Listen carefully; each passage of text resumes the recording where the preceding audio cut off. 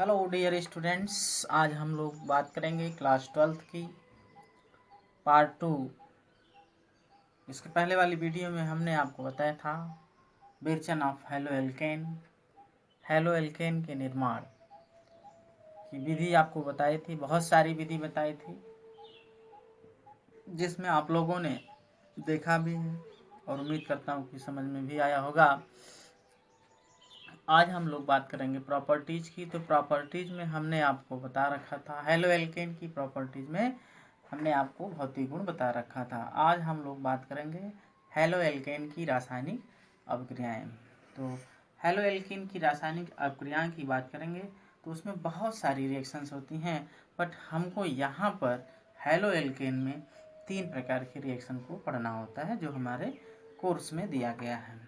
तो उन तीनों में पहली जो रिएक्शन होती है वो होती है नाभिक स्नेही, अर्थात यूं कह लीजिए कि प्रतिस्थापन अभिक्रिया, और दूसरा जो है वो विलोपन अभिक्रिया, और तीसरा जो है धातु से अभिक्रिया।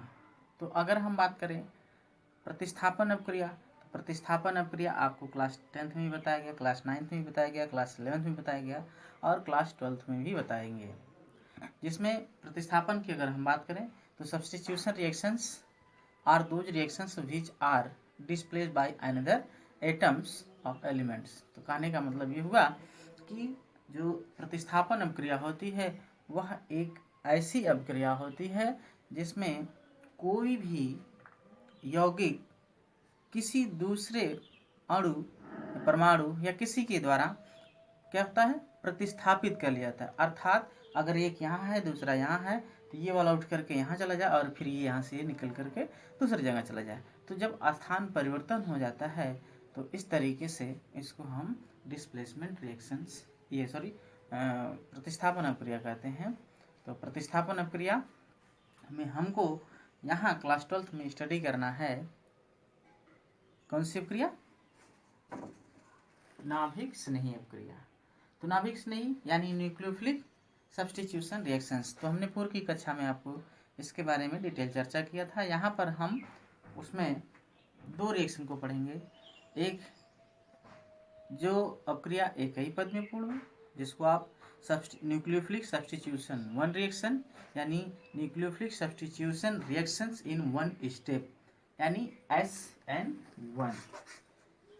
SN1 का मतलब nucleophilic substitution reaction in 1 step, यानी वह अभिक्रिया जो एक ही पद में पूर्ण होती है उसको हम कहते हैं SN1 अभिक्रिया। और SN2 अभिक्रिया की बात करेंगे तो वह अभिक्रिया होती है जो 2 स्टेप में पूर्ण होती है, 2 चरणों में पूर्ण होती है, यानी nucleophilic substitution reaction in 2 step. तो आइए देखा जाए। ठीक, तो देखते हैं नाभिक रागी या नाभिक स्नेही, नाभिक रागी भी कह सकते हैं, नाभिक स्नेही और प्रतिस्थापन अभिक्रिया। तो नाभिक स्नेही प्रतिस्थापन अभिक्रिया वह अभिक्रिया होती है जिसमें जो कार्बन परमाणु होता है वह इलेक्ट्रॉन धनी होता है। क्या होता है, इलेक्ट्रॉन धनी होता है, और जो अटैकिंग रेजेंट होता है वह उसी कार्बन परमाणु से जुड़ता है जहाँ पर इलेक्ट्रॉन की अल्पता होती है। अर्थात कहने का मतलब ये हुआ कि जब हेलो एल्केन की अभिक्रिया में हम देखेंगे कि कोई भी कार्बन हैलोजन परमाणु से जुड़ा है और वो हैलोजन किसी दूसरे हैलोजन से रिप्लेस हो जाता है, यानी हट जाता है, किसी भी धातु से हट जाएगा, तो इसको हम कहेंगे नाभिक स्नेही प्रतिस्थापन। नहीं समझे? कहने का मतलब ये हुआ कि अगर मान लीजिए सपोज करिए कि ये यहाँ पे हैलोजन परमाणु, तो हैलोजन परमाणु यानी यहाँ पे हम मान लें Cl मान लें, क्या मान लें, Cl मान लें, और यहाँ पे आपका क्या हो गया, हाइड्रोजन हो गया। क्या हो गया, हाइड्रोजन हो गया। अब क्योंकि ये कार्बन परमाणु इस इलेक्ट्रॉन को लिए हुए, तो जब इसको डिसोसिएट करेंगे तो ये आयनों में टूट जाएगा, कार्बन प्लस हो जाएगा और क्लोरीन माइनस हो जाएगा। तो इस तरीके से हम देखेंगे यहाँ पर क्या हो गई, इलेक्ट्रॉन की कमी हो गई, अल्पता हो गई। अब जो अटैकिंग रिजेंट होगा वो ऋणात्मक होगा। तो जाहिर सी बात है, जब ऋणात्मक होगा तो वो कहाँ जुड़ेगा, इस यहाँ पे नहीं जुड़ेगा।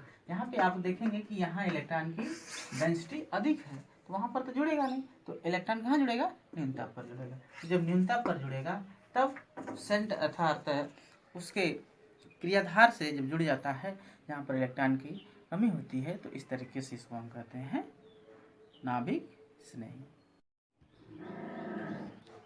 तो आइए एग्जाम्पल दे करके हम लोग बात करें। तो यहाँ पर हमने ये लिखा है NU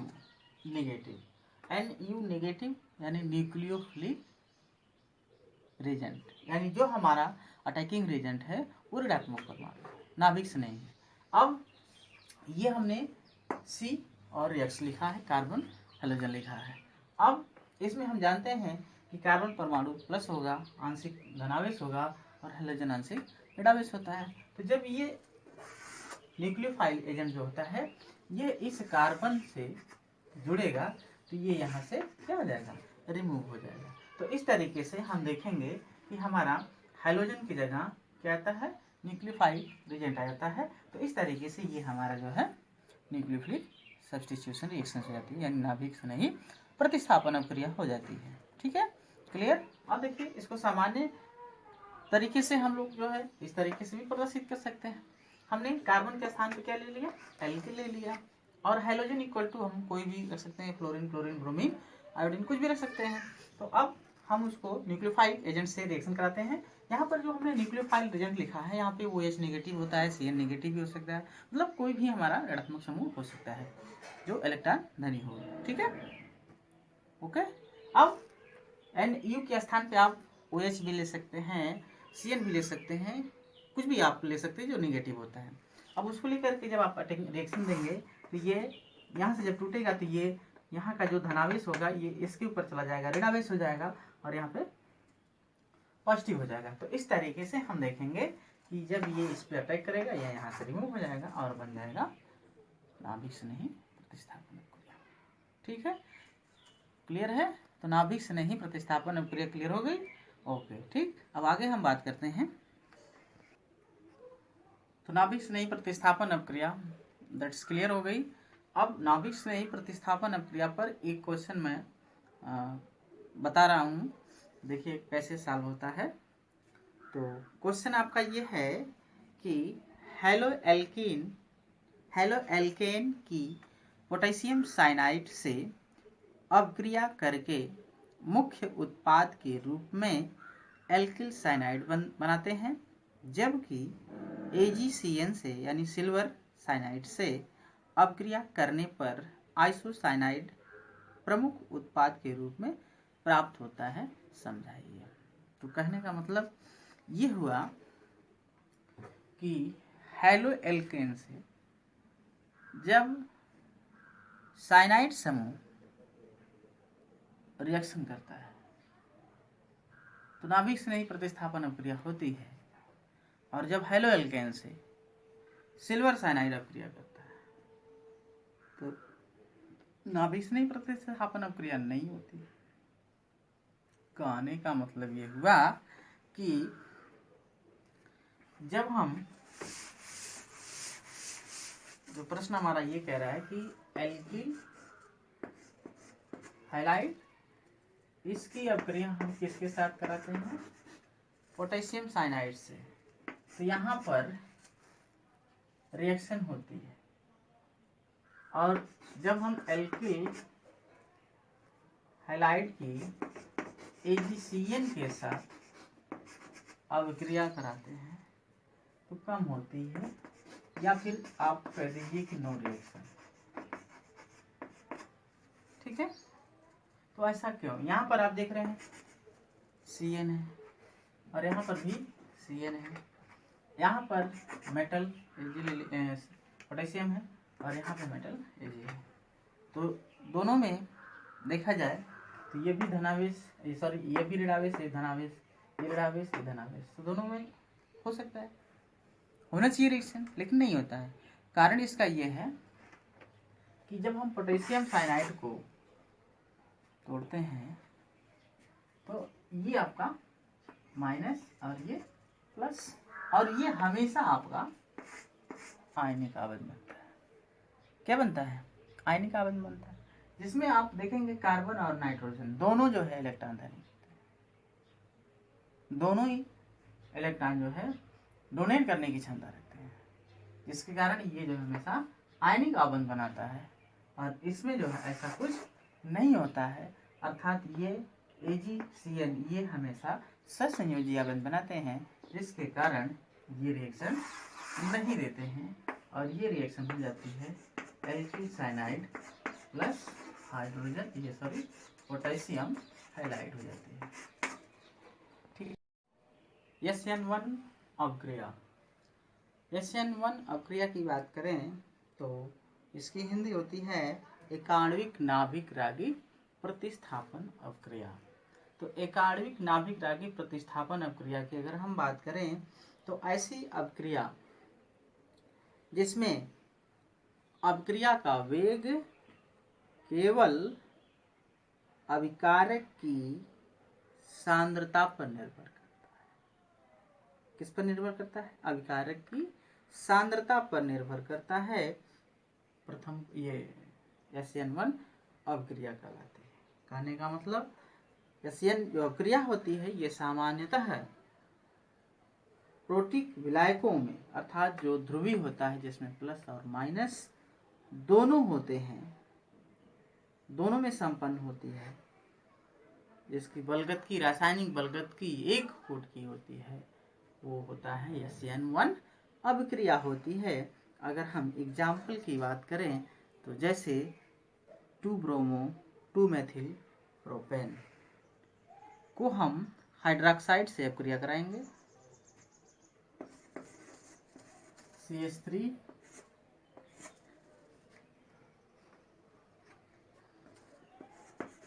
CHBr,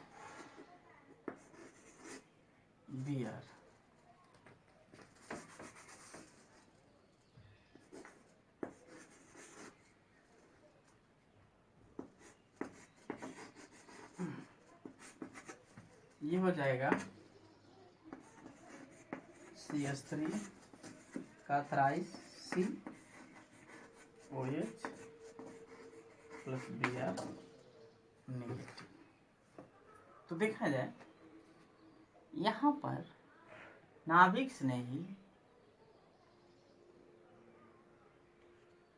एकाण्विक अभिक्रिया जो केवल एक ही अणु में होती है, अर्थात एक ही पद में एक मोड़ होती है, तो ऐसी अभिक्रिया को हम कहेंगे SN1 अभिक्रिया। अगर हम इसकी मैकेनिज्म की बात करें, क्रियाविधि की बात करें, तो मैकेनिज्म आप देखेंगे 2 पद में पूर्ण होगा, इसमें 2 पद में पूर्ण होगा। तो अगर हम इसकी बात करें तो ये होगा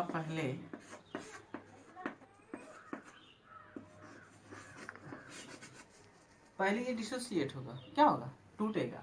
जब टूटेगा तो ये हो जाएगा CH3 का थ्राइस C प्लस और Br नेगेटिव। अब इस प्लस से